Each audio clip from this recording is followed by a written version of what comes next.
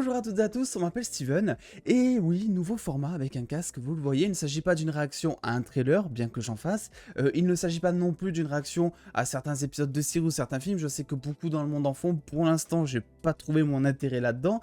Par contre, ça fait un moment que je pense à vous faire des réactions à des interviews anglophones, on va dire en général, pour plusieurs raisons. Déjà parce que je regarde beaucoup d'interviews, tous les jours je regarde des interviews sur YouTube, vraiment, c'est genre ma passion. J'adore avoir des infos parce que bien souvent, ils lâchent des trucs et c'est très sympa à apprendre, des choses que je retranscris pas derrière sur Twitter ou autre. Donc voilà, si vous êtes fan du projet ou de l'acteur en question, c'est toujours intéressant. Et surtout, je voulais vous le partager parce qu'en fait, on est assez frustré en France, étant donné qu'il n'y a pas des masses d'interviews en français d'acteurs américains par exemple. Il y en a de plus en plus, mais bon, contrairement aux States par exemple, c'est dérisoire vraiment. Et en plus, je sais que certains d'entre vous ne comprennent pas l'anglais et donc ne peuvent pas se livrer à cette joie de pouvoir découvrir des propos d'un acteur qu'il adore ou d'apprendre des choses via un acteur qui est dans un projet, dans un film ou dans une série. Du coup, ce que je vous propose, c'est que on fasse des réactions et moi, je vais tout vous sous-titrer en français en amont, que tout le monde puisse comprendre, tout le monde soit sur le même niveau,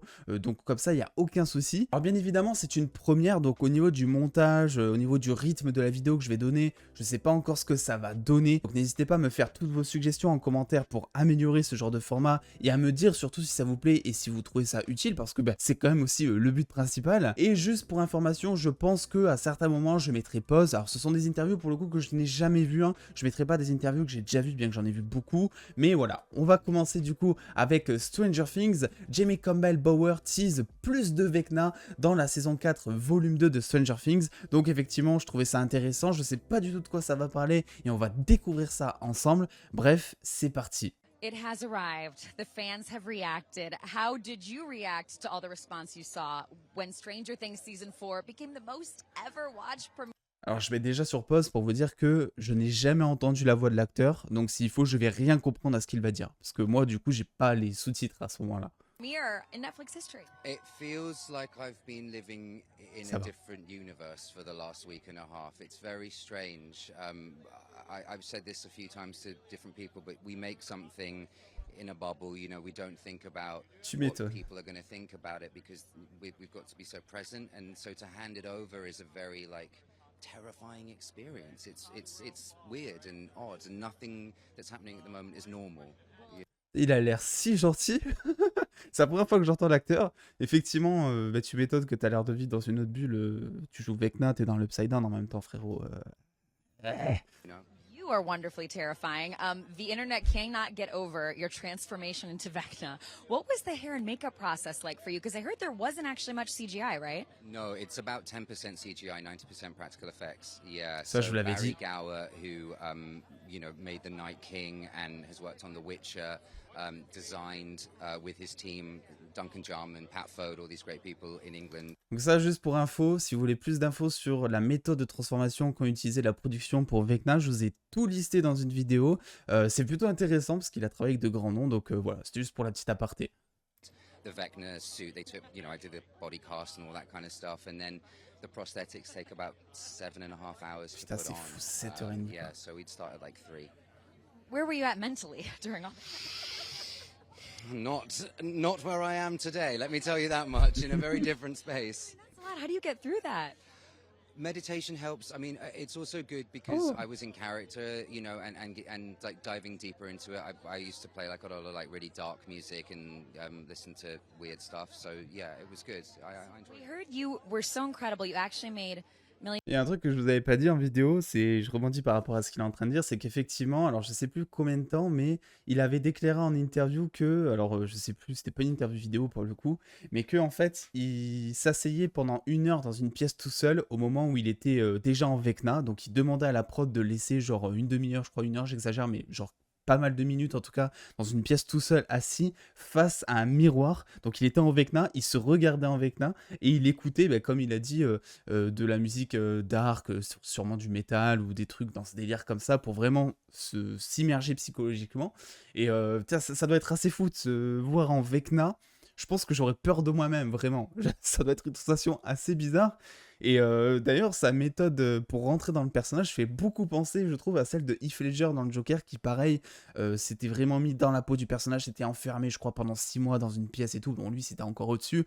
Mais c'est un petit peu le même délire. Donc, vraiment, c'est ultra kiffant de savoir tout ça dans les coulisses, je trouve. Bobby Brown cry on set. That could be true. How did the other cast react to you Il on spoil set? pas. They're equally as terrified. Equally as terrified. Yeah. Sadie. It's funny. Like Sadie in episode 4. Spoiler alert for those who haven't seen it. So turn off. Or you'll edit this out. Sadie in episode 4 and Vecna obviously have a bit of a heads off, and she wins in that moment. So there was always a level of strength that was coming from her, whereas with some of the others, they were very helpless and had to be scared, and I just kind of amped that up for them. Yeah. I mean, do you try to joke a little between takes, like it's just me? Sometimes it depends. It depends on what's going on, really. It Je peux pas depends on rigoler. if I feel like we've got what we needed and we're sort of just getting extra bits, and then yeah, it really depends. I mean, yeah, I'll talk more about other parts of it later on when the whole show's out. Yeah.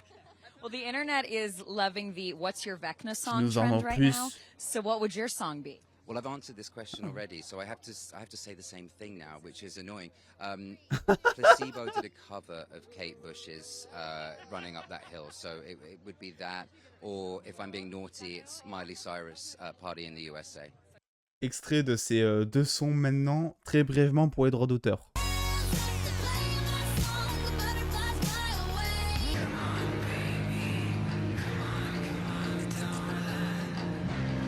Always be naughty. Yeah, you're welcome. And of course, I have to ask, what can you tease for Volume 2? What can the fans expect? You know, I can't give away much, but what I can say is that if you thought it had reached the limit of what was possible for this show, there's more to go. There's more Tu to come. m'étonnes. Yeah, it gets bigger and Oh là là scarier là. and wilder. Yeah.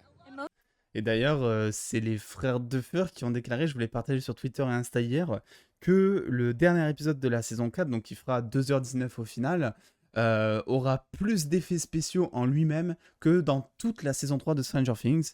Donc c'est assez ouf, j'imagine qu'on sera durant quasiment tout l'épisode du coup dans l'Upside Down et tout. Voilà, pour moi ça tisse ce genre de choses.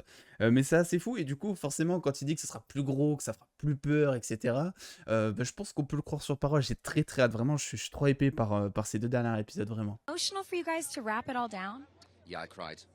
Yeah. Ah, il a I cried for pleuré. the last day in front of everyone, and I Oh, was c'est sérieux, vu I comment il was le dit. in Vecna, and like I'd been Ah, il so pleure en like, in it, Vecna. and then all of a sudden rappers called, and I just like thanked everybody and just burst into tears. Yeah, it was really odd. It was odd. A lot of I said, you know, it's not very cool to see a monster cry. crying. Yeah. I think. I mean, I think we all felt this. You know, the Vecna stuff is such a lot of work. You know, from everyone involved, and I think we all felt this collective sigh of like, we did it, like we got it, and that's really special. It's special to share that with people. Bon, pour moi, c'est ce genre de choses, le fait qu'il est... Enfin, je sais pas, après, hein, évidemment, on manque de détails, mais il a l'air, en fait, de dire, en fait, que c'était sa dernière apparition en tant que Vecna. Parce qu'il parle au passé, déjà, il dit c'était un travail énorme de faire Vecna, les prothèses, etc. Il a pleuré, apparemment, tout son être sur la fin de tournage. Donc, c'est juste aussi, peut-être, des fois, les sensations de fin de tournage d'une saison, ça veut pas dire qu'il ne reviendra pas. Mais il y a l'air d'avoir beaucoup d'émotions quand même dans ce qu'il dit, donc voilà, peut-être que ça peut rebondir par rapport à certains, je sais, qui théorisent depuis un certain temps, disant que Vecna serait aussi le méchant de la saison 5 et serait le big boss en fait de l'Upside Down depuis le début.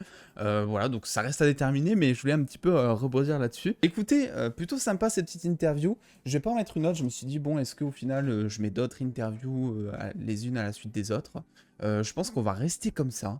Je l'ai trouvé sympa, je me suis dit que c'était intéressant de commencer à Stranger Things. Alors j'aurais pu commencer clairement avec d'autres sujets qui sont plus populaires sur la chaîne et attirer plus de monde et donc avoir plus de retours pour savoir si ça vous plaît ou pas.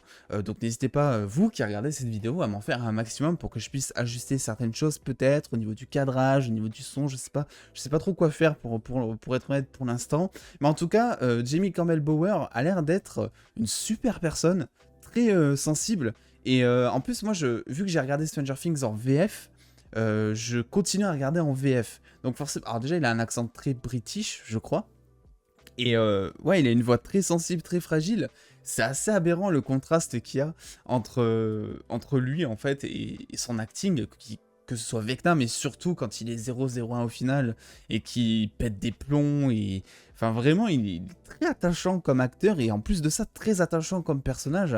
En tout cas, bon, il nous dit un petit peu ce qu'on pensait de la série, hein, qu'il va y avoir plus de Vecna, que ça sera plus gros, qu'il a pleuré sur le tournage en Vecna. Alors ça, vraiment, je pense que c'est la meilleure anecdote de cette vidéo, c'est-à-dire que toutes les prothèses, toute la colle qui tient sur la peau des prothèses et tout ça, niqué, parce qu'il a pleuré sur la fin de tournage. Bon après, c'est une fin de tournage, donc on s'en fout un petit peu, mais ça doit être quelque chose de voir Vecna pleurer. Vous imaginez la tête de Vecna pleurer alors que il est en monstre et tout. Alors il a aussi fait très attention aux spoilers. Il y a même une question en mode... est-ce que vous avez fait pleurer Millie Bobby Brown sur le plateau? Il a pas voulu trop en dire. Donc j'ai l'air de penser qu'effectivement, il va y avoir une scène entre Vecna et Eleven, où Eleven va peut-être pleurer, même si en soi, on a déjà eu ce genre de scène. Alors je sais pas si elle pleurait spécifiquement, il me semble, mais en tout cas elle était dans un état, au niveau de au moment de son monologue, où il lui a expliqué qu'en fait c'était lui Vecna et tout dans la partie 1, elle était quand même dans un état assez atteint. Donc voilà, écoutez, dites-moi en tout cas si ce format de vidéo vous aura plu.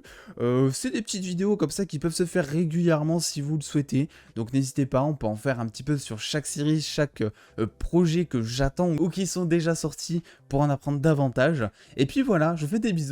De petits pouces bleus du coup si cette vidéo vous a plu. En attendant les dos, prenez soin de vous, faites-vous bien kiffer. Des bisous les dos.